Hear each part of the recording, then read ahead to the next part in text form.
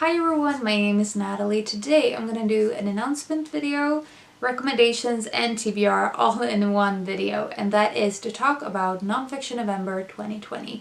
So if you don't know what Nonfiction November is, it is a reading initiative that basically encourages you to read more nonfiction than you would normally do. If you read just one nonfiction book, then you are officially participating. Nonfiction November is started by Olive at a Book Olive, and this year there's also an entire team of people involved in creating Nonfiction November over several social media platforms. So myself and Olive will be doing a photo a day challenge on Instagram for the second year in the running for Nonfiction November. The prompts list for the challenge will be going up the same day that this video is going up, so you'll be able to see that. I will link both of our Instagram accounts below, and obviously the prompts link. There's also, as I said, various other things going on related to Nonfiction November on other platforms. So we have Andrea from Infinite Text. She is our manager of the Goodreads group for Nonfiction November, with various nonfiction related discussions going on the entire month. There is a Twitter account for Nonfiction November run by Sabrina from Stickachino. She will also be doing some reading sprints and some fun things like that over the course of the month. There is a group read-along that is managed by Jill from the Book Bully. Lastly, there is a TikTok for Nonfiction November this year where Olive is going to be sharing nonfiction recommendations every day. All of the social media links and all of the information that you need will be included in the description box below if you would like to go and find out more. So that was the information bit of this video. There are 4 prompts for Nonfiction November, as there always are, and you are definitely encouraged to interpret these prompts however you want. They are, of course, not compulsory. You are free to use them for your TBR building or not. That is completely up to you. But I thought that I would share a few recommendations for all of the prompts and give you some ideas of how you could interpret these prompts, as well as giving you a piece of my TBR for each of the prompts. The first prompt is time, and so I've thought of 3 books that I would like to recommend. First, we have 2 books that is in some way tracking time. So we have The Year of Magical Thinking by Joan Didion. This is a memoir of Didion's life after her husband passes away, so it chronicles 1 year of her grieving, really. It's related to time in 2 ways, both the fact that it obviously has a very specific time frame for the book, but also the fact that the passing of time and the passing of time being without her husband, and how his time has stopped and hers continue, and how she's trying to move on and move beyond his life. And his timeline is sort of central to the book as a whole. It is a really beautiful memoir and really heartfelt, and it is one of my favorite nonfiction of this year, so I would warmly recommend this one. The other one that is sort of in a similar style to the time aspect is The Shapeless Unease by Samantha Harvey.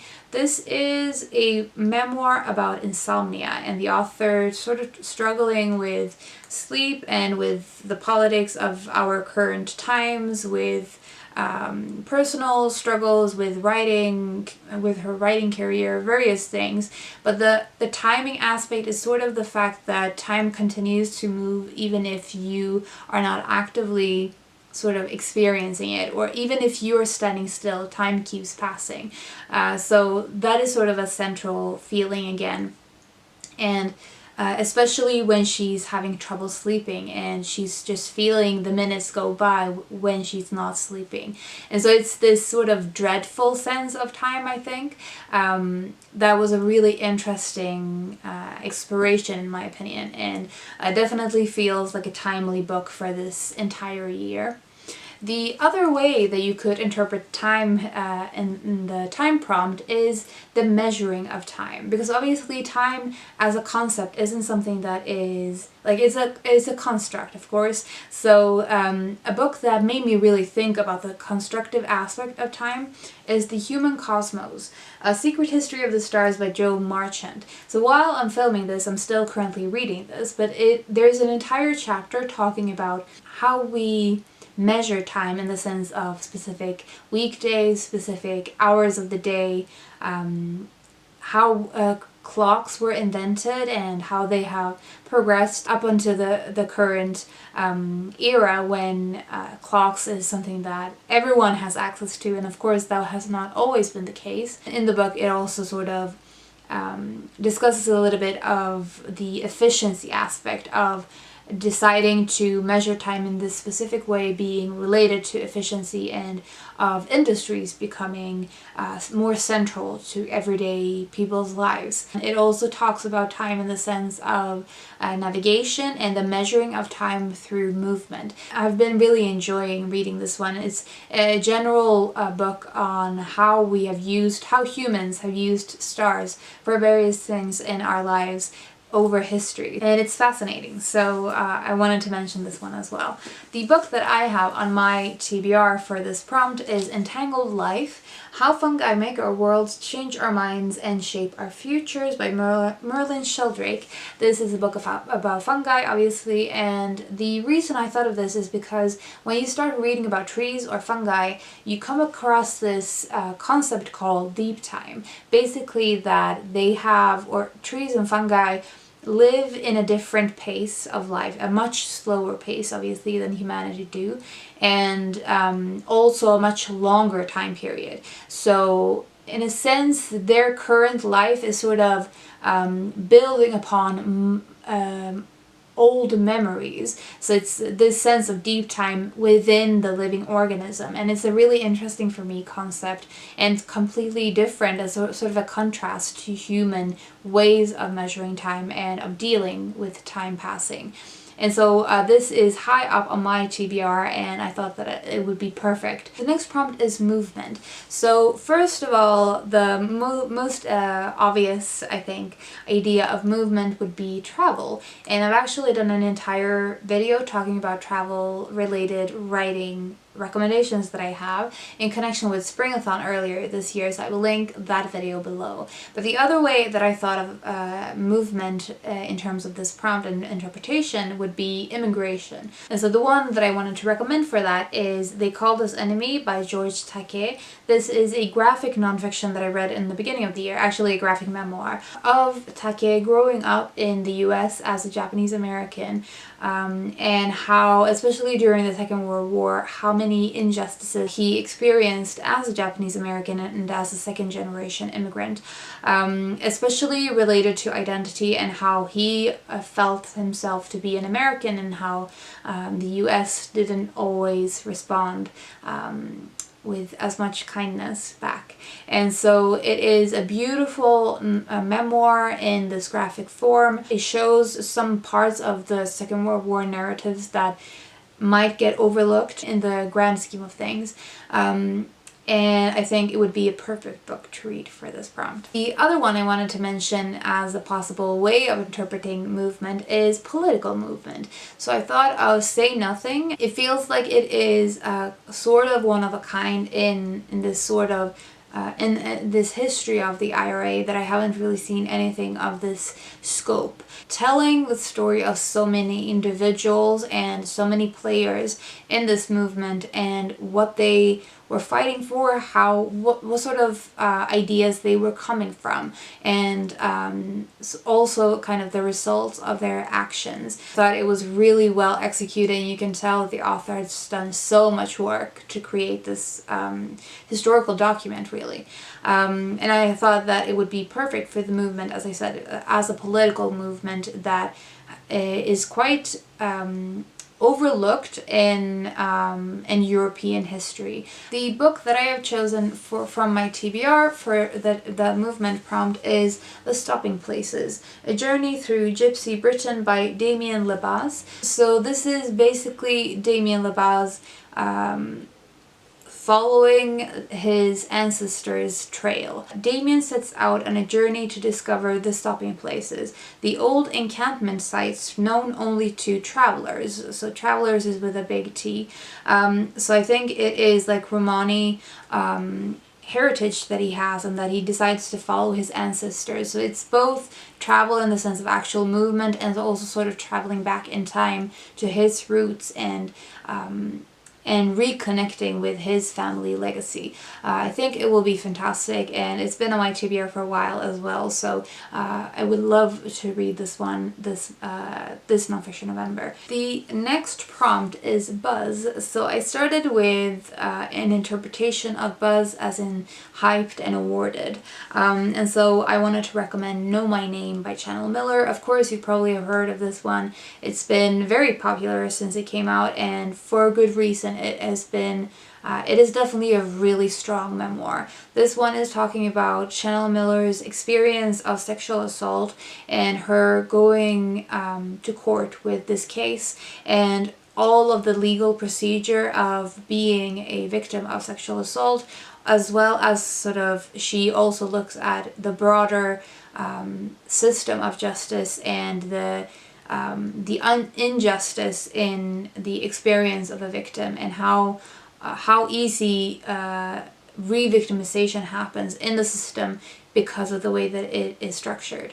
It is a very thought-provoking book as well, and I think it will make you rethink some of the things about our justice system in the world as a whole, but obviously with, in particular, with a look at the US situation. And really thought-provoking, really smart, and also she's a really good writer as well. The other one I wanted to recommend for buzz is probably not quite as appetizing when I'm gonna sell it to you, but that is Past Mortems, Life and Death Behind Mortuary Doors by Carla Valentine. So the thing I thought of this in connection with buzz is that when your body decomposes, it sort of becomes very buzzy. This book is looking at what happens to human bodies when we die in terms of the physical experience of that, but also she talks about her work as a mortician and handling dead bodies and sort of the procedure of a autopsy and sort of other things related on a technical side of things related to handling dead bodies, as well as sort of some of the ideas of how we deal with the dead and attitudes that we have towards dead as a human culture again with a broad scale, especially with the Western point of view. I thought it was fantastic and really fascinating, and I think if you like Smoke Gets in Your Eyes, you definitely should get to this one as well. It's sort of a similar vein in topics and the area of expertise. But yeah, I think if you want to go with buzz in terms of the actual, like, buzz in terms of life being very busy, then this would be a great pick to go with. The book I chose from my TBR for this prompt is Bees and Their Beekeepers, I think is the English title for this. It is by Lotte Möller. This is a Swedish nonfiction book all about bees and sort of bees in human culture. So it's talking about this interaction between bees and humans and values that we have given bees, how they've been used in art and in myth and in that kind of thing, but also sort of related to honey making and other things, sort of everything related to bees and how we value them, how we think of them, all of those things. It is also beautifully illustrated, so I'm gonna give you, like, obviously we have Winnie the Pooh. So that sold me completely. It is, let's see, like this. Stunning things.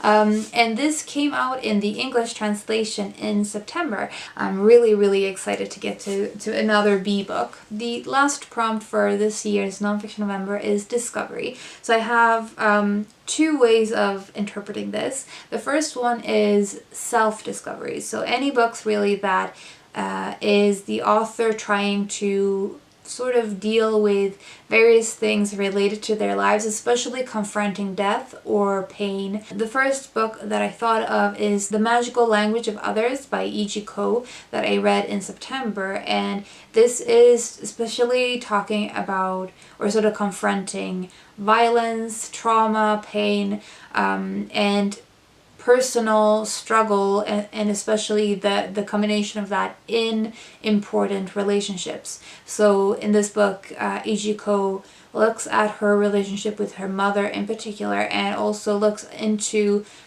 sort of going back in time into her teen years and how she came into writing and how writing almost saved her. I think it would probably not be an understatement to say.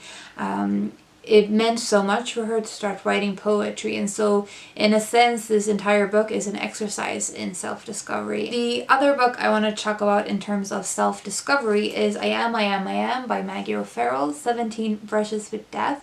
So this is a book, a memoir of 17 near-death experiences that Maggie O'Farrell has experienced. Death is something that probably will make anyone reevaluate their life and the things that matter most to them. And so I think in a sense this book is repeatedly that sort of experience and that sort of wisdom and learning through constantly facing death head on. And so I think if you are looking for a book with self-discovery as a theme, you can't do better than this. It is fantastic, and it's really emotionally pulls you in.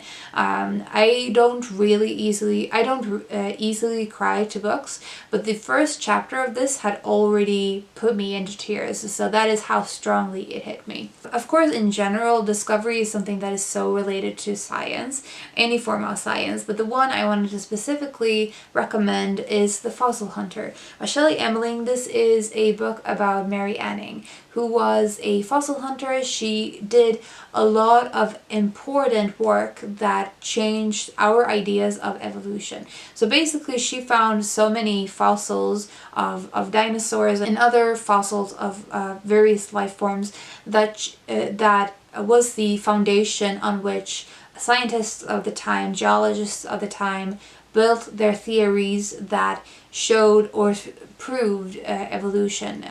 Evolutional theory. It changed the way that we think about the natural world, and so she had such an important role in history, but she has been sadly overlooked for a long time. So this is really the only nonfiction book that goes into her life and her career. I wish there was more information about Mary Anning available in the nonfiction sense, but if you are interested in her, then definitely pick this one up. And finally, the book that I have selected from my TBR for the discovery prompt is Periodic Tables, A Cultural History of the Elements from Arsenic to Zinc by Hugh Aldersey-Williams. So this is a book about the periodic table. I have been looking for chemistry-related nonfiction for a while, at least a year, if not more, and so I got this specifically with that in mind. I really am interested in chemistry, but it's probably the least published out of all of the sciences, and I've been really enjoying discovering science, pop science books, nonfiction. Especially lately with space nonfiction, and earlier, of course, I've been reading a lot of natural history and nature-related nonfiction, but I'm really wanting to get into some of the chemistry-related things. So this is, like the alphabet, the calendar, or the zodiac, the periodic table of the chemical elements has a permanent place in our imagination, but aside from the handful of common ones, the elements themselves remain wrapped in mystery. Unlocking the astonishing secrets and colorful past, Periodic Tales is a passionate journey through minds and artists' studios, to factories and cathedrals, into the woods and to the sea to discover the true stories of these fascinating but mysterious building blocks of the universe. So I think, especially because I'm so I feel like such a newbie when it comes to the natural sciences, so it's good when it's not too science heavy but still sort of touches on it to give me a foundation. So this seems like it's more of the culture and human history that is behind the discoveries of these elements. I'm really looking forward to this one, and it also is one of my favorite designs for a cover. So that is all I want to talk about in this Nonfiction November TBR Rex and announcement thing. I hope that you will be participating in Nonfiction November. Let me know if you've read any of these books, if you have thoughts about them, or if you're interested in reading any of them. Let me know if you are participating in Nonfiction November 2020, either the Instagram challenge or in general, in any other way. I would love to know. I hope you're having a good day, and I will talk to you soon.